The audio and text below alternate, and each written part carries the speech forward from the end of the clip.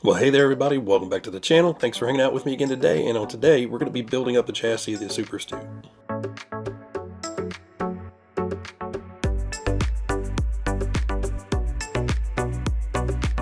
Well, hey guys. Hopefully, it doesn't sound too terrible on camera. It sounds terrible to me when my ears are all stopped up because I'm still dealing with the sick. I've blown my nose about 345 million times over the last 5 days. Just bear with me. We're going to get through this the best we can. So today, we're going to be building just the chassis of the Super Astute. I'm not going to be able to get to the body right now, but I do want to get this out because I know a lot of you guys have this coming, that a lot of you guys will be trying to get this built fairly soon, and there's just a couple little things you need to look out for, and just some general tips and tricks anyway. So get this off the bench. As normal, we're going to do just a picture montage of the build process, so get everything laid out on the bench, sweep over that, get it all put together in pictures, and then we'll come back and talk about it.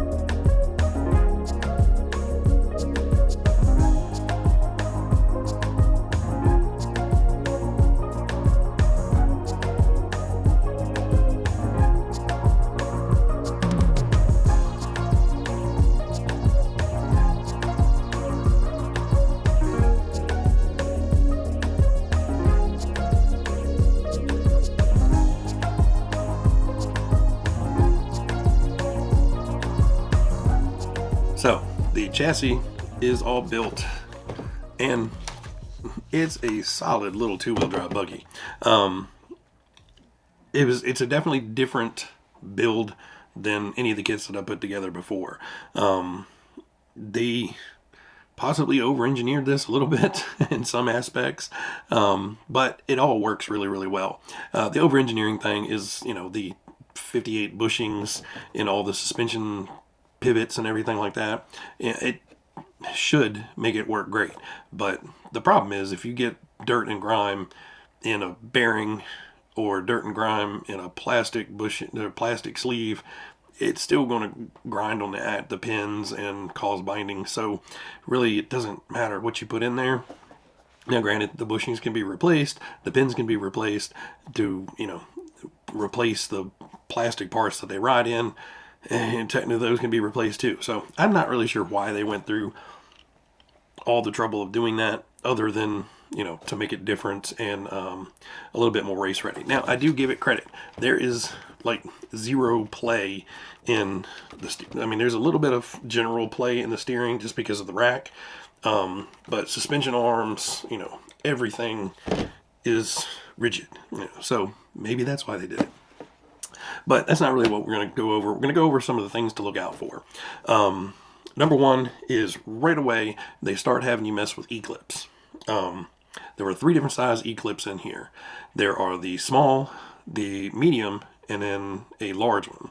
The large ones don't come in until later, but immediately it calls for 2mm E-clips, and by the scale pictures, they are the tiny little 2mm E-clips.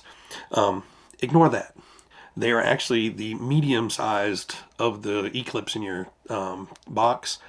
You get, I think there's 8 or 9 of the tiny ones, and then there's 20 or so, probably 20, 25 or so of the medium ones, and then there's a handful of the 4 or 5 of the bigger ones. The teeny tiny ones are only for the shocks. It caught me off guard because I went with the pictures in the manual, and they're generally always right with their scale sized images. So okay, tiny E-clips, started clipping things on, and then I ran out of E-clips, and I'm like, what in the world? Then I realized, oh, I've got these medium ones. Those are also 2mm E-clips. They're just a larger outer diameter, and those are the ones going on all the suspension pivots and everything where the pins are going through. And the tiny ones are only to hold your piston onto the shock shaft in the shocks. So had to pull off 8, 9 teeny tiny ones and replaced them with the bigger ones. And I think, yeah, the ones on the top and the bottom of the steering knuckles, where the axle pivots, that I left those tiny ones there just because I didn't want to fight them back on there. Luckily, I have a bunch in my stash, and those don't need to be the bigger diameter. The reason for the bigger diameter ones, especially in the front suspension, you have a E-clip at the end of your shaft, then you have a rubber O-ring, then your shaft goes through everything, then you have a rubber O-ring E-clip, and that's it. So the bigger E-clips keep those O-rings from squishing out around them. So just, that was a gotcha moment for me, so I just want to let you guys know about that. The other one is, I know a few people are going to ask, white gear, don't use it. It's an old part of the old kit. So in this one, for the slipper clutch setup, you're going to use that black spur gear that has the cutouts for the slipper pads, like octagon, hexagon, something-agon pad reliefs in there. So the black spur gets used, the white one does not. Now, I was a little concerned. We have this little hex washer thing here. That seemed like it was probably going to be needed, so I quickly flipped to the back. This is one of the extras on the parts tree. I'm assuming kind of like this. It was made for either this kit before or another kit that all these parts are packaged for. I don't know, but you don't need that. Just extras that Tamiya includes, because they just like making extra plastic parts, evidently. Overall, everything goes well. Now, there's 2 little tiny parts trees in there that have your servo mounts and look like rod ends. Those are actually the rod end parts are actually your front lower shock shaft eyes. So you've got a few big ball-end connectors, you've got a bunch of the small ones, and then you have those two oddball ones that are paired up with this. Those are actually for your shock ends down here. So the kit does come with bearings, and you'll see me building it with full bearings. Now I did swap out some of the ones and use my own. So for like the front wheels, the external bearings for the transmission, anywhere dirt and dust is going to collect, I don't care much for the metal shielded bearings. I'd much rather have a rubber shielded bearing. So I swapped out some of the kit bearings with the rubber shielded for the front tires and the where the out drives come out of the transmission. Also got rid of the forward bushings that are supposed to go in the transmission, replace those, and then some of the little 850 bushings in the steering, swap those out for bearings as well. The bushings work fine for the steering. It's just I have a bunch of the bearings. I'd rather go ahead and just replace them and not worry about excessive wear on anything down the road or anything binding up. Now the little micro ones for all the hinge pins, those, I just put those in there. You know, this is going to work just as well as anything else in there, so I'm not too concerned about those. But the other thing I wanted to point out, they give you the anti-wear grease, which works great in the differential. You know, really makes a good diff, especially since that diff is very, very tiny. The anti-wear grease goes great in there. You do need thread lock. They do not give you the AG thread lock. It's not that you need to use this. You can use pretty much any standard thread lock that you want. I just, with Tamiya kits and everything so either passing through plastic or right beside plastic, any kind of squish out of the thread lock can start eating away at plastics. This stuff does not eat away at the plastics like regular does. Now, don't go slathering it on and just leave red goop everywhere. You know, try to keep it clean and mess free, but I know for a fact that this stuff does not break down the plastics as quickly or as anywhere as significantly as the regular Loctites will. So why they don't just toss this little tiny thing in the kit with it? You know, it calls for thread lock in 12 different places, but they don't give you the thread lock. That one doesn't say. And it even says in the manual, sold separately. Hopefully, most of you guys out there, like me, have a little bit left over from a previous project, but somebody that'd be like, oh man, I remember the Astute. I want to get one of those, and hasn't built a car in, 30 years, may not. I've still got the whole body set to cut out. So your wing, you have the main scoopy bit of the wing, and then your side plates. Now, all that stuff's pre-drilled, except for the sides. So your front bits and the wing plates, those are pre-drilled. That was nice. You still have to poke your holes in the side, but they are dimpled. Now for the body and the under tray has the big dimples, and it is beveled. Now I've had other ones, like the Kyosho ones, where they just put the dimples in there, but they're not beveled in. So when you crank down on the screw, the Lexan tends to like flare and kind of pulls the under tray away. This one, all of them are beveled in where the holes are, so hopefully it'll sit nice and flat up against the chassis. Now the top, you have, unfortunately, they cut out your antenna hole, so you're kind of stuck with that. I'm going to try to just still put the antenna up, hide it underneath the body. I don't know if I'm going to be able to, but your front body mounts are pre-punched, and the little tight cutouts up here to go around the shocks and everything, that is actually I think it's the front hardware, but that's cut out, so it makes you don't have to get in there and do that tiny little squared cutout. And the way they punched it, there are nice kind of rounded edges to those cuts, so that should be nice. So the under tray and the body, obviously it's upside down, but they fit together perfectly. So that's as far as we're going to get with the build. Now in the manual, so one other thing, in the manual, basically it says mount your ESC here, run your wires around, and come up on this side and back over to your motor. I did that. There's barely enough wire to do that. So I may end up popping them off, putting them back over here, and just zip tying up the excess over here, because it does kind of make it's a little snug to get the battery in here, and I'm worried about it also, the leads over here pushing up on the body.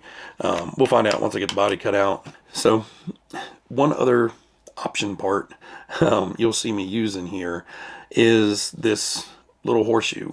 This is the A parts tree. Yeah. So this is the A1 piece. And basically what this is, it's a little horseshoe that screws onto the side of the motor plate that holds the counter gear from moving back and forth. There is a rod going through the counter gear, and that's supported on one side of the transmission, and this has a hole in the other side that supports it and keeps that gear perfectly true, and keeps it from, going left and right and flexing this way under load. Now, Bryce from Jack of Trades had made a run of aluminum ones. So he custom machined out a run of these year and a half, 2 years ago. Maybe even longer than that. I can't remember. But he knew I had the Nissan King Cab, and that has basically the same type of transmission in it. And he sent me one over to put in the King Cab. He didn't realize that the King Cab my King Cab actually has the associated stealth transmission in it. So at the time, I really didn't need it, but I told him, I greatly appreciate it. If I need to put the original back in, or if I come across a need for it, I will definitely use it. Well, Bryce, it fits perfect and looks fantastic in there. Unfortunately, you can't really admire it because it's buried underneath of the spur gear, but there are pictures. Here's a picture of it here, and it's a beauty. So I have that in here. I can confidently say I could put the biggest brushless motor on here that I could possibly fit in this car, and that little bracket piece is going to hold all that power. Everything else in there may detonate, but that little bracket isn't going anywhere. I use a low profile servo in this just for the fact that it's a faster servo, not necessarily because of the depth here, but you are fairly limited on here. So if you're using a really thick a long case servo, you may run into some issues. But like I said, I just use this for the speed part of it. Honestly, I didn't even check it for a standard servo. Got the radio link hooked up to it. I've got the gyro enabled on the receiver. So hopefully, once I do get everything finished up, can get out and do some running. That gyro will help me a little bit. I'm going to run it without first and then crank it up to 20, 30 and see what happens. But that's going to be it for today, guys. Again, I'm not feeling great. There's about 5 inches of snow outside, and so there's no big rush in getting this guy done. Worked on this for 5 days now to get it to this point. So my attention span and brain function hasn't allowed me to sit down here for extended amount of time lately. All right, guys, I'm done rambling. I will get the body and everything done as quick as possible. But until that, everybody out there, you guys be happy, be healthy, be safe, and I will catch you on the next one. See you guys.